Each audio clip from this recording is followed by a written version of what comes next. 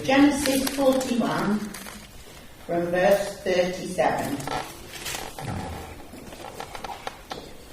The plan seemed good to Pharaoh and to all his officials. So Pharaoh asked them, "Can we find anyone like this man, one in whom is the Spirit of God?" Then Pharaoh said to Joseph, "Since God has made all this known to you, there is no one so discerning and wise as you. You shall be in charge of my palace, and all my people are to submit to you, to your orders. Only with respect to the throne will I be greater than you." So Pharaoh said to Joseph, "I hereby put you in charge of the whole land of Egypt." Then Pharaoh took his signet ring from his finger and put it on Joseph's finger. He dressed him in robes of fine linen and put a gold chain around his neck. He had him ride in a chariot as his second in command, and men shouted before him, "Make way." Thus he put him in charge of the whole land of Egypt.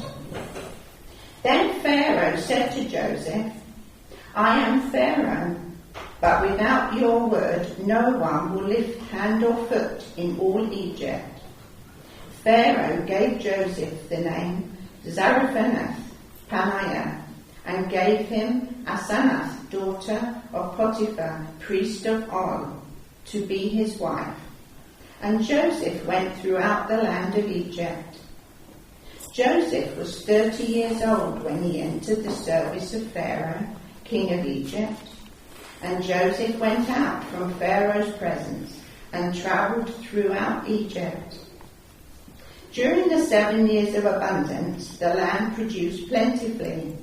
Joseph collected all the food produced in those 7 years of abundance in Egypt and stored it in the cities.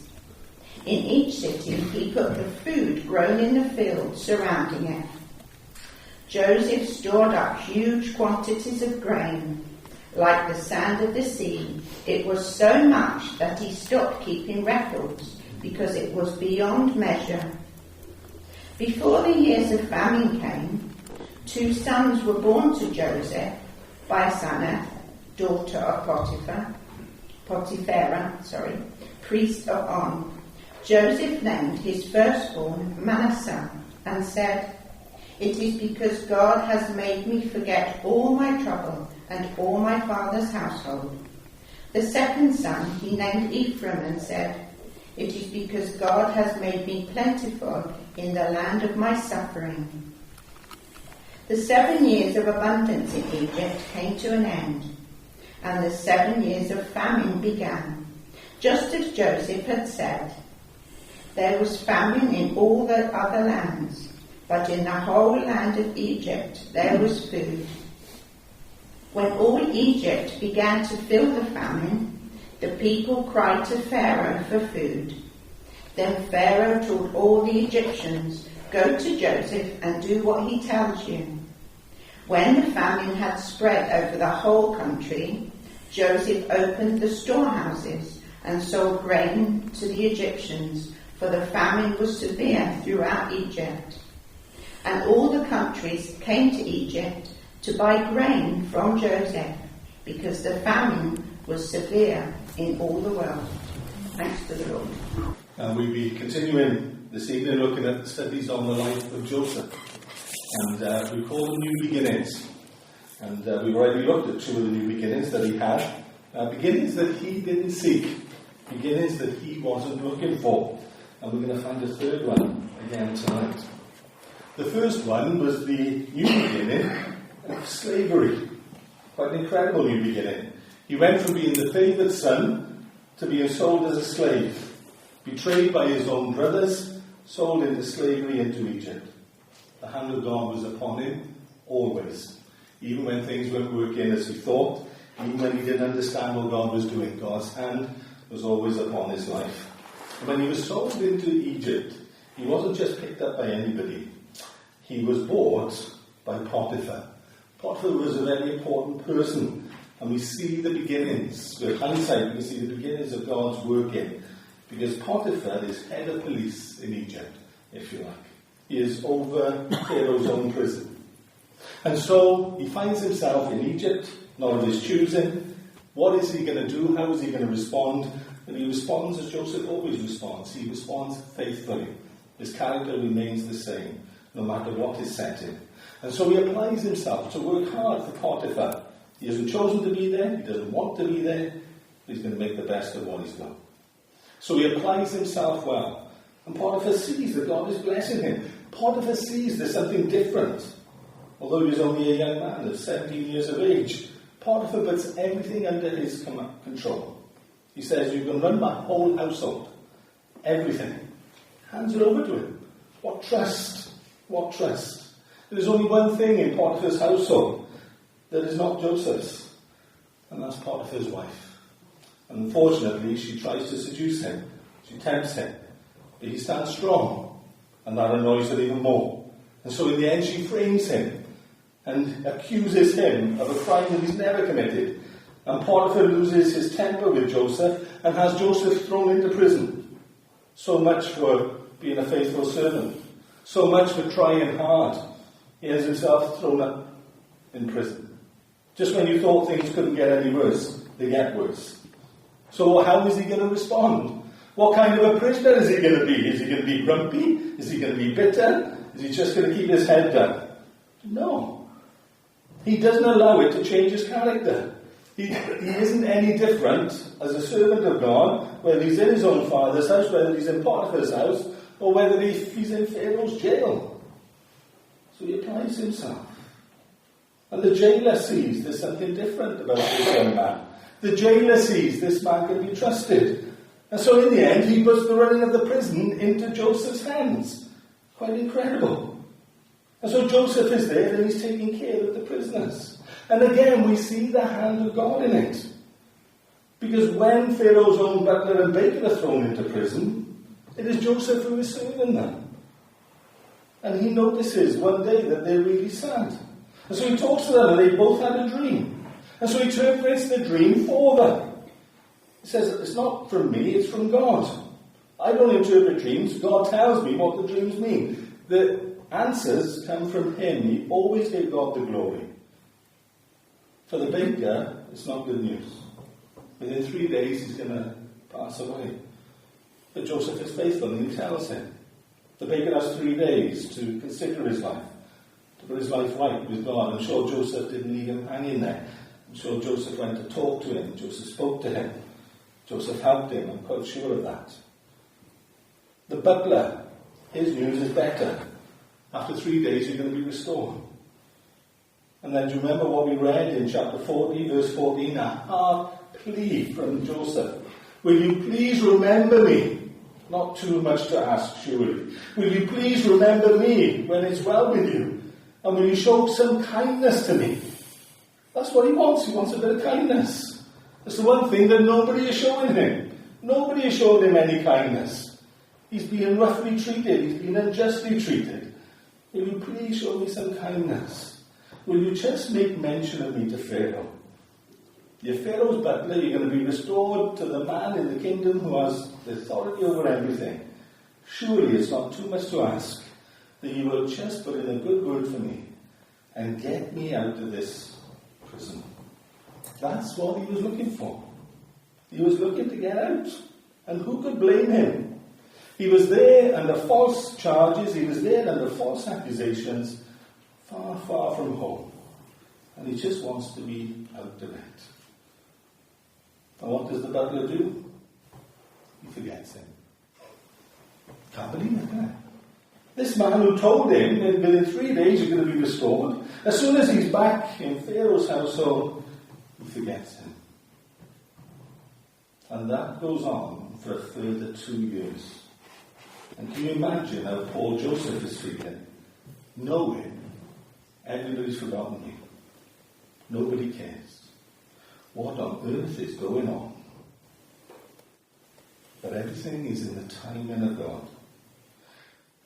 If you have a look at chapter 41 in your own time, you will see that the verses before what Doc shared with us, they tell about a dream that Pharaoh has now. 2 years after the butler's had his dream. And Pharaoh has a dream and it troubles him. Because in his dream he sees 7 fat cows come out from the river Nile. And then 7 thin cows come out. And they eat up the 7 fat cows. Very strange behaviour. But the weird thing is, and the thing that really strikes him, is the thin cows look no better for it. Although they've eaten the 7 fat cows, they're still thin. He can't understand what it is the dream is telling him. He's disturbed by it. He's awakened by it. He goes back to sleep. And he has another dream. And in this dream, there is a stalk of grain. And it's got 7 plump ears on it. And then 7 thin ears consume the 7 plump ones. But they look no better for him. They're still thin and withered. In the morning when he wakes up, he realizes there is some great significance in this. I need to find out what these dreams mean. So he calls in all his advisors, all his wise men, and he shares with them the 2 dreams. And he says, what is it? And they have no clue. They do not know. And it is at that point of crisis, it is at that obvious reminder, the butler is there and he thinks, this reminds me of something. Something that he'd forgotten for 2 years. I had a dream when I was in prison. And there was a Hebrew slave there who could help me. And the butler has a choice to make. There's a choice to make. And thank God he made the right choice. Because the easiest thing in the world would have been to say nothing. Nobody knows that I've forgotten about it. Just let it go. It was 2 years ago. He might even be dead by now. Who knows? But no, the butler feels that prompting in his heart that he needs to say something. And even though it might not end well for him, even though he's not going to reflect well on him, that there's somebody there who he's forgotten for 2 years, he has the boldness to admit. And he confesses his fault. It says in verse 9, I remember my faults this day. He admits to Pharaoh that he should have mentioned something before. Then he tells Pharaoh, there was a man who, when I was thrown in the prison, told me that I would be restored. And I was. And he told the baker that he wouldn't be, and he wasn't. Maybe he can help. Maybe. So Pharaoh sends and calls for Joseph. After 2 years of being utterly forgotten, all of a sudden, he's needed. All of a sudden, he's wanted. But he can't come before Pharaoh as he is. Look at what it says in verse 14 of chapter 41. Pharaoh sent and called Joseph, and they brought him quickly out of the dungeon. They gave him a shave, gave him a change of clothing, no doubt a bit of a wash, and came to Pharaoh. He had to be made presentable. Couldn't come in his prison clothes. Thank God we come as we are with God. We don't brush ourselves up. We don't reach a minimum standard for him to want to meet us. He comes and he meets us as we are. He's not like this. So Joseph is brought before Pharaoh. And Pharaoh tells him his dreams. And again, Joseph is very, very careful. He takes no credit. God shares his glory with no man. Verse 16 tells us, Joseph answers Pharaoh, saying, it is not in me. It doesn't come from me. God will give Pharaoh an answer of peace. God will. Not me. God. He understood his role. He understood his part in it. And he understood where the glory needed to go. And that witness was listened to. Pharaoh understood that. Pharaoh tells him his dreams. And Joseph tells him, you've had it repeated twice because it's definitely going to happen. This is not a warning of what might be. This is a warning of what will be. It's already determined of God. There's going to be 7 years of plenty. So much food. It would make you careless. You have so much food, more than you will ever need. But be careful, because after the 7 years of plenty and abundance, there's going to be 7 years of famine like you've never seen before. And that is why the 7 thin cows and the 7 withered years, that's why they didn't gain from the 7 plentiful. It's going to be worse. And so Joseph tells Pharaoh what he needs to do. Not only does he tell him what the dreams mean, he ventures to say what the solution to the problem is. You need to be very careful during those 7 years of abundance. You need to make sure that you've got enough stores built, enough grain kept, that when the time of famine comes, because it will come, that you have enough there to see you through the famine.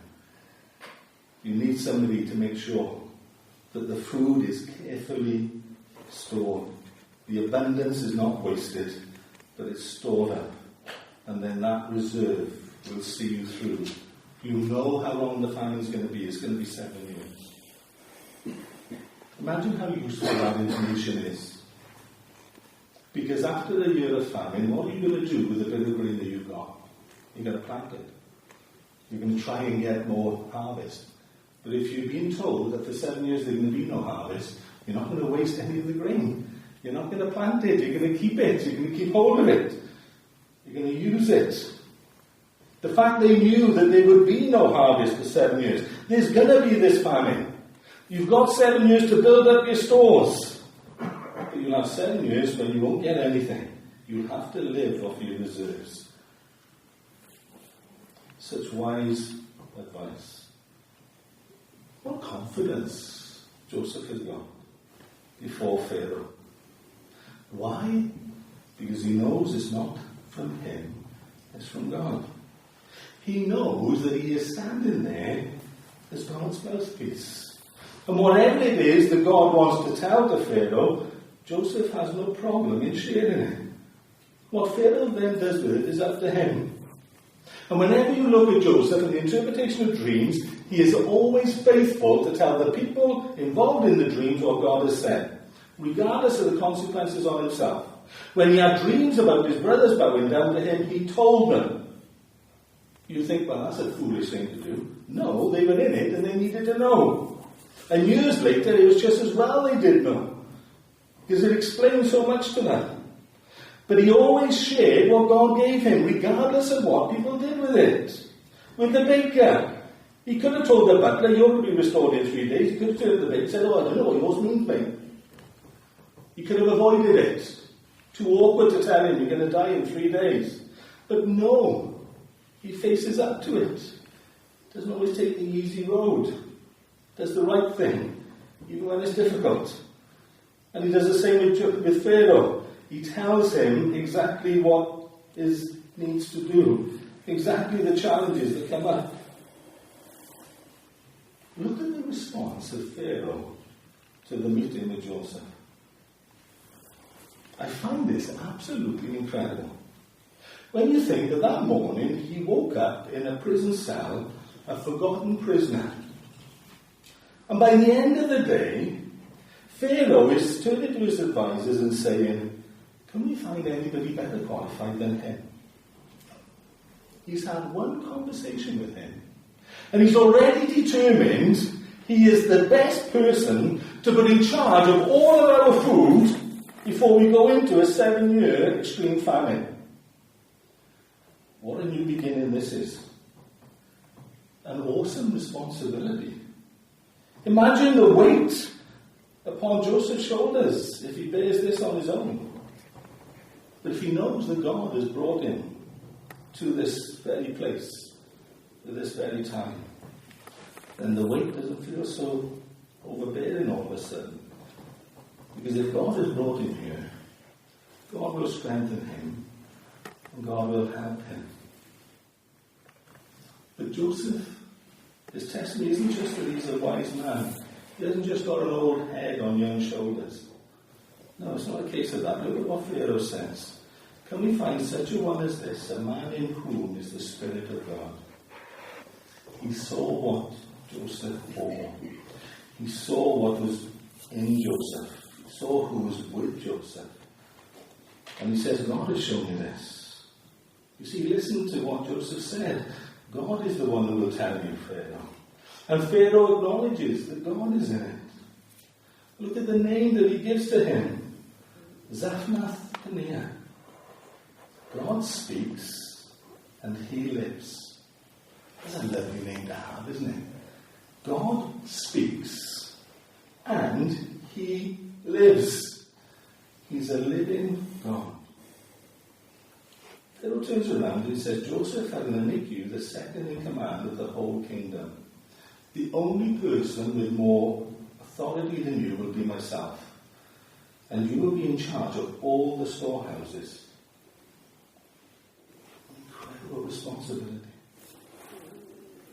And Joseph is a mere Hebrew slave. He's a Hebrew slave.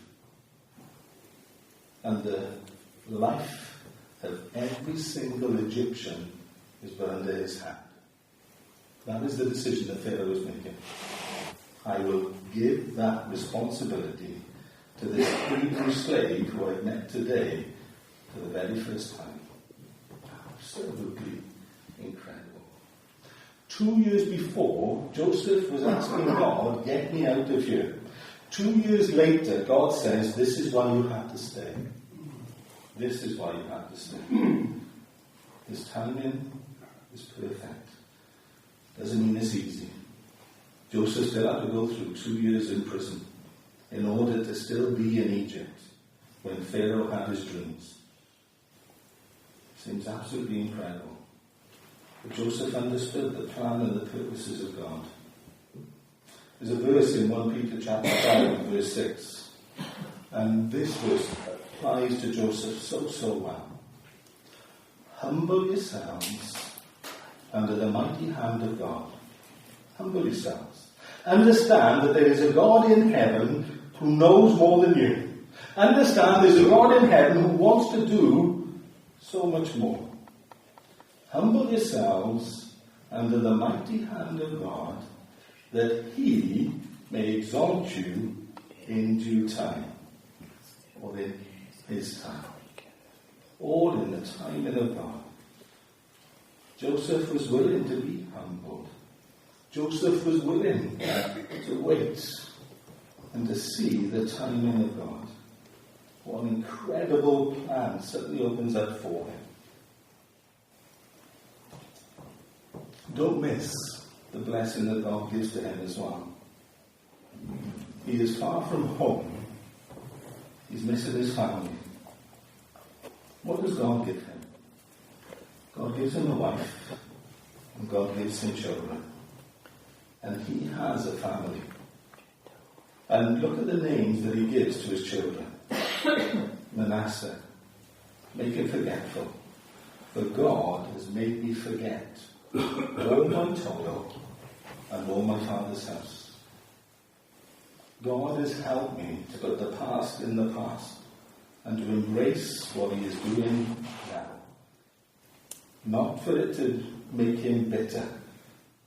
Thank God for that. Joseph did not turn out to be a bitter man. He could look back and see the hand of God. And he could see that God's blessing was there not just for him, but God's blessing was there for the whole nation of Egypt, and later on for all the surrounding nations as well. He understands God was looking further than his comfortable life at home. God had plans and purposes for him. Just as God has plans and purposes for all of our lives. And it's not just about us being blessed. It's about us being a blessing to others. It's not about us just being helped. Although there are times we are helped. But there are times when we need to help. And we need to be God's hand. Manasseh, God has made me forget all my toil and even my father's house. He's given me my own family now. And then he has a second son, Ephraim. Fruitfulness. For God has caused me to be fruitful. Do you notice in both names he says, for God has. He always is looking for God's purposes in his life. God has made me forget all my toil. God has made me fruitful in the land of my affliction. He could see that God was with him. Was it a beginning that he chose? Was it a job that he would have applied for? I very much wonder. But it was the very thing that God had put him down to Egypt for in the first place. The famine's coming. Lives need to be protected. Women, children, boys and girls, men, everybody. God has a heart for people. Martin mentioned, and need to mention about God's big, big heart. And this is what Joseph is finding out. God has a big, big heart. Yes, sometimes in life we are asked to go through difficulties so that others can be blessed. If God is God, then he is allowed to do that. He's not a lucky charm in my pocket. He's not a God that I get out and I just rub and I make a wish. That's not God. He is the Almighty God of all heaven. He has plans and purposes. He wants to help people. He wants to work through our lives. And we humble ourselves and submit ourselves to him. And we say, God, whatever you have planned for me, may I be willing to do it. God, however you want to use my life, however you want to bless anybody, may I be willing to do it. And may we have the testimony of Joseph, that as we look back over the end of our life and say, God, the difficulties and the toils have all been worth it, because we can see your hand upon our lives. God, we acknowledge that you have made us fruitful. You have given us a life far, far better than anything we could ever experience without you. And this all changed in a day. It all changed in a moment. A new beginning. Marvin shared about him and Judith and the day that they decided to follow Christ and the difference it made. Even his own father acknowledges the changes that it brings. I thank God that for each and every one of us there is an invitation for change. To have God in our heart, to have God in our lives. Instead of pursuing a life where we're pleasing ourselves, but to pursue a life where we acknowledge there is a God in heaven and his plans and purposes are paramount and of greatest importance. And our life opens up before us and we realize who we are. We're the very children of God. We have a relationship with God, a God who is alive, a God who still speaks, a God who we can still hear. And I thank God for the testimony of Joseph's life. Yes, a mere Hebrew slave the day before, but the next day, second in command of the whole country of Egypt, the one in charge of all of their food supplies. And what a wonderful choice that was. Because during the famine, not only do they have enough food so that Egypt itself doesn't starve, they are confident to sell food to other nations so that the people can live. And one of the nations, one of the families who were blessed, Joseph's own family, the very ones who betrayed him, the very ones who sold him into slavery, the means of their survival is him being there in Egypt, storing up food. And that's what we'll hear more about next week. What a great God we serve. A lovely, lovely God who has plans and purposes for our lives beyond anything that we can ever imagine or think. And these things are not just for special people in the Bible. He's got a plan for all of us. And he wants to be our God. He wants to be our Saviour. He wants to be your friend.